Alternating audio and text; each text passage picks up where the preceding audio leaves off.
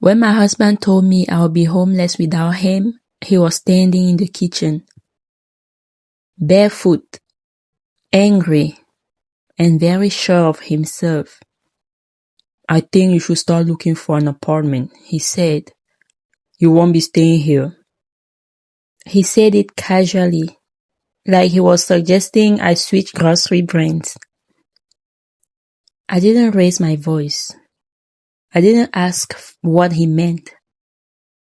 I simply looked at him and said, "Is that so?" He mistook calm for weakness.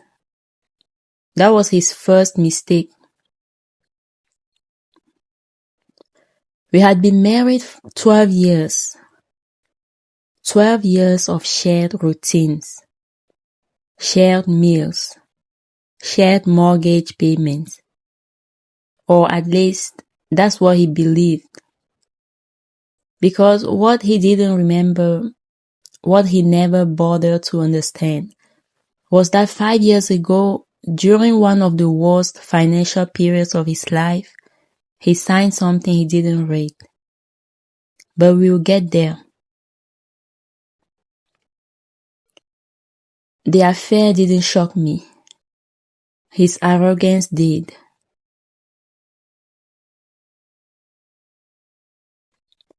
Mary had been around for months.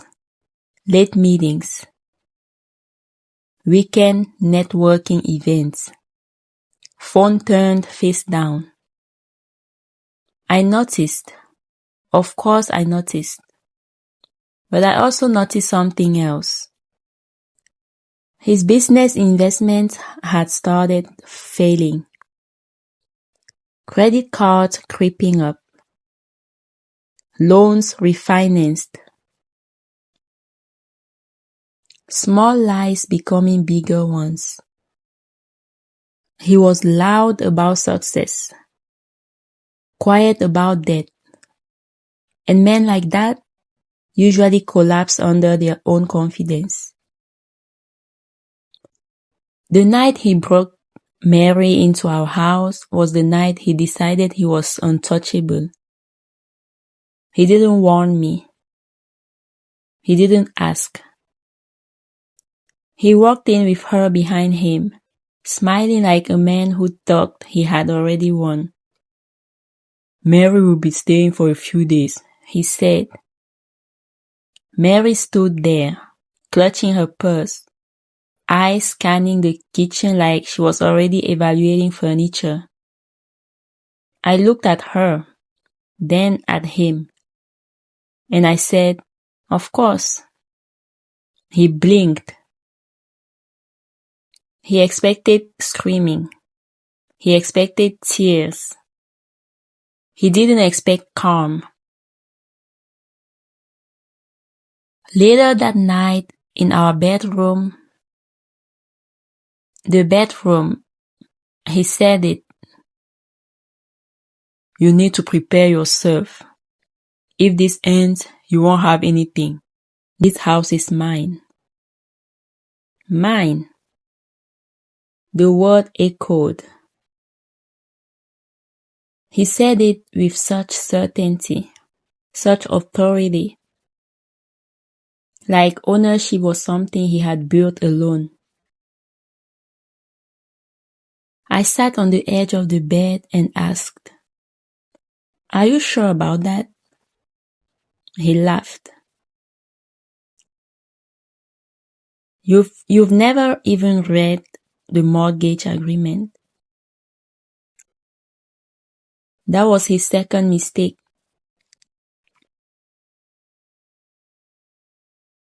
Five years earlier, he had come home pale. His sure thing investment had collapsed. A logistics partnership that drained more than it built. He didn't tell his friends. He didn't tell his colleagues. But he told me. Because at the time, I was still his safety net. Credit cards were maxed. A personal loan looming. Refinancing necessary. We sat at this same kitchen table, papers spread across it. The advisor explained it clearly. Given the debt consolidation plan, transferring the property title temporarily may protect the asset and improve approval odds. He barely listened. He just wanted it fixed. Just tell me where to sign, he said. I remember looking at him that day. He looked defeated, small, and for a moment I felt sorry for him. The house was transferred into my name, not as a trick, not as revenge, as protection. The bank required clean credit. I had it. He didn't. The title changed. The mortgage refinanced. The debt stabilized. And slowly his ego returned. But the paperwork stayed. In a folder. In a drawer. Under my name. Back in the present, 3 days after Mary moved in, he tried to escalate. I've spoken to a lawyer, he said loudly in the living room. Mary sat on the couch, pretending to scroll through her phone. You'll need to vacate within 30 days. Vacate. I almost smiled. You have spoken to a lawyer? I asked calmly. Yes. And what did they say? That I have every right to remove you. I tilted my head. From whose property? He stood up. Mine. The confidence. The entitlement. The performance for Mary. That was his third mistake. I walked to the hallway cabinet, opened the drawer, pulled out the folder, came back into the living room, placed it gently on the coffee table. Before you embarrass yourself further, I said, softly, you might want to read this. He didn't move at first. Mary looked curious now. He grabbed the folder, flipped through pages too quickly, then slowed, then stopped. His face changed, just slightly. This was temporary, he said. Yes, I replied. Temporary protection, 5 years ago. He flipped again. His name nowhere on the title. Mine alone. He looked at Mary. Mary looked at him. Silence stretched. You transferred it back, he said weakly. I didn't answer. Because I didn't need to. He tried to recover. He tried to explain. It was strategic, he told Mary. Tax purposes.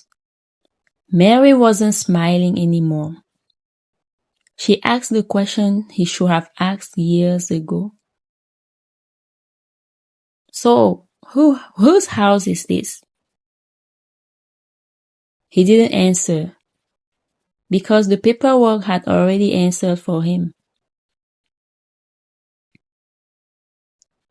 The next morning, he called a real lawyer, not the imaginary one from his performance. The consultation lasted 40 minutes. When he came back home, he wasn't loud. He wasn't confident. He was quiet. They say it's legally yours. I nodded. And there's nothing I can do without your consent. That was the first time he realized he wasn't in control. He filed for divorce anyway, out of pride, out of desperation. He thought the court would correct it. At the hearing, he sat across from me, Mary nowhere in sight. His lawyer spoke carefully.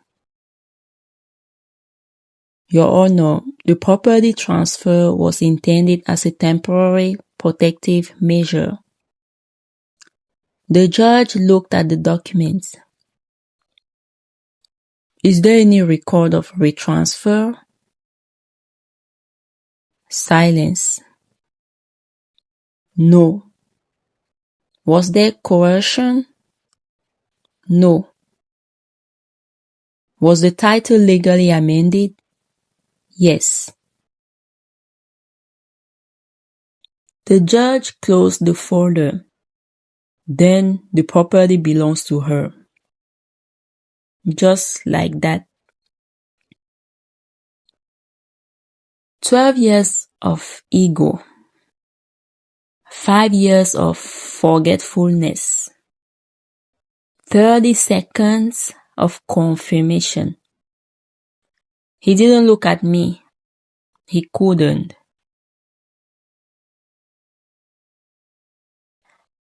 A week later, he tried one last time. I made mistakes, he said quietly. We can work something out. But it wasn't remorse. It was relocation anxiety. He had nowhere to go. Mary had already left. She didn't sign up for financial confusion. She signed up for a confident man with assets, not a man evicted from his own house.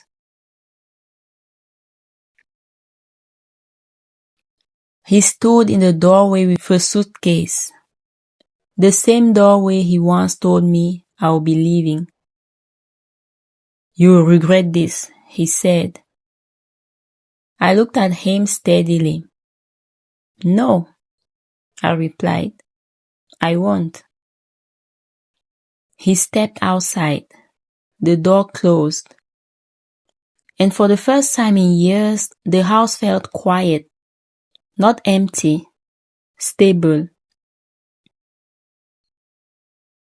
He thought ownership came from volume, from masculinity, from ego.